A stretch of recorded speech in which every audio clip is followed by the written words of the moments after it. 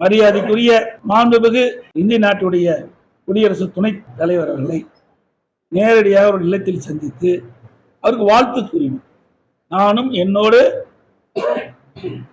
எங்களுடைய கட்சி மூத்த நிர்வாகிகள் மாநில உறுப்பினர்களெல்லாம் சென்று அவர்களுக்கு வாழ்த்து தெரிவித்தோம். அப்பொழுதும் நான் அரசாங்க காரில் தான் பயணம் செய்தேன்.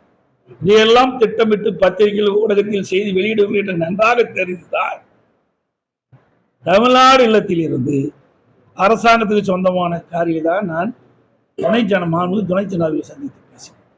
பிறகு மரியாதைக்குரிய உள்துறை அமைச்சர்கள் இடைவெளியை சந்திக்கின்ற பொழுதும் நானும் என்னுடனே மூத்த கட்சி நிர்வாகிகளும் என்னுடைய காரிலே அரசாங்க காரில் தான் நேரடியாக உள்துறை அமைச்சர் வீட்டுக்கு சென்று அவரை பிறகு சந்தித்து விட்டு அவர்கள் வெளியிலே சென்று விட்டார்கள். பிறகு நான் ஒரு 10-20 நிமிடம் அவரிடையே பேசிவிட்டு பிறகு அவர்கள் பல்வேறு பணி இருந்த காலத்தில் உள்துறை அமைச்சர் அந்த பணியை மேற்கொண்டு விட்டார்.